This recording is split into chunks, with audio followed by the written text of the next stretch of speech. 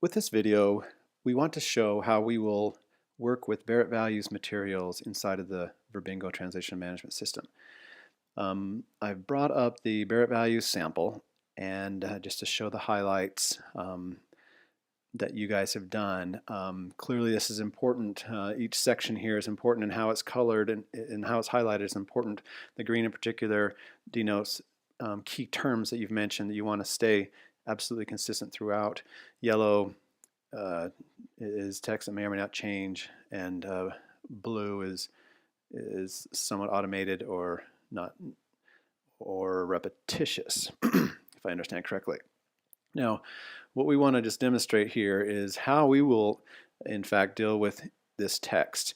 And I'm going to flip the screen over to the Barrett Values dashboard that we've created for you, not this one, but this right here.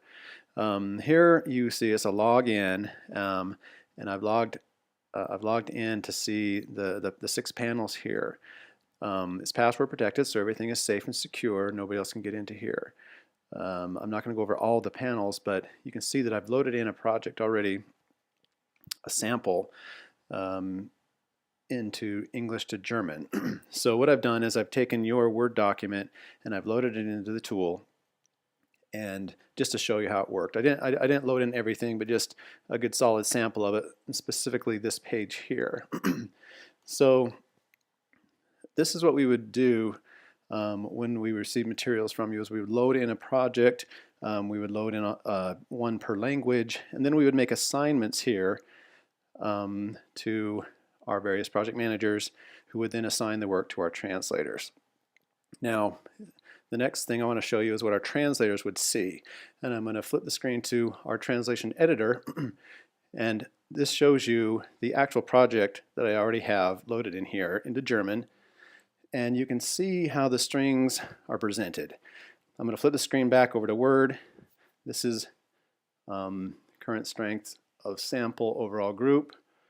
If you flip over here, current strength of sample overall group. So one by one the strings are shown, and our translators then work with them in this manner. So they are, the key important thing here is that we are then able to control how our translators see strings and translate them. We don't have to worry about what version of Word they may have, or how they may be overtyping, or what tool they may be using on their end. We keep things centralized so that they can work in the same environment. Now, what they would do, this is important, is they would open each string here, and they would just simply work through the document, use these arrows and these tools here to navigate. Then they would type in their translation.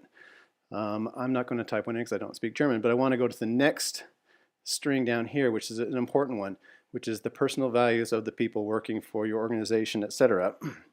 This string corresponds to this string, and you have the word personal values in green.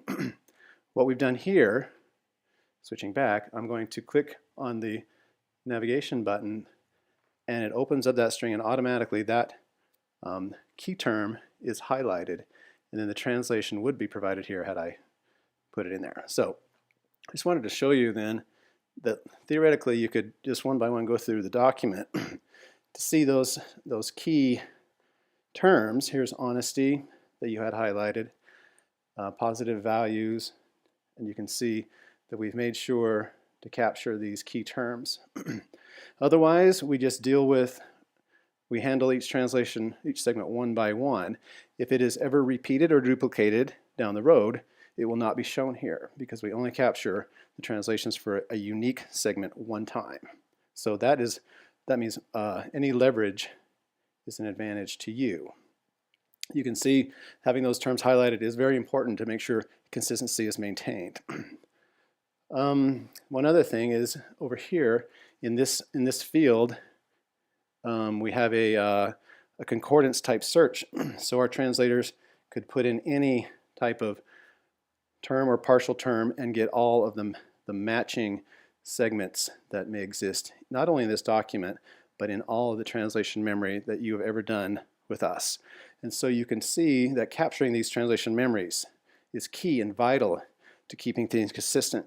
And we take it very seriously, as we can see that you have as well with your materials. Now once materials are done, just real quickly, once the translations are completed, I'm going to go back to the dashboard. Once the translator is completed here, all of his segments, it will be reflected here. I flip back to the dashboard now. Remember, this is the dashboard with the panels. Clicking on projects, we would see then a status. We would see the status indicator increase, and then when it was done, we would know the project was 100% translated and done, and we would then retrieve that translation back into the format that you would need, in this case Word. So that is really the basics of it. I hope that we've explained how this would work and how important these terms and maintaining and organizing your translation memories as we go, how important that is to the process. Thank you. If you have any questions, feel free to let us know. Thank you.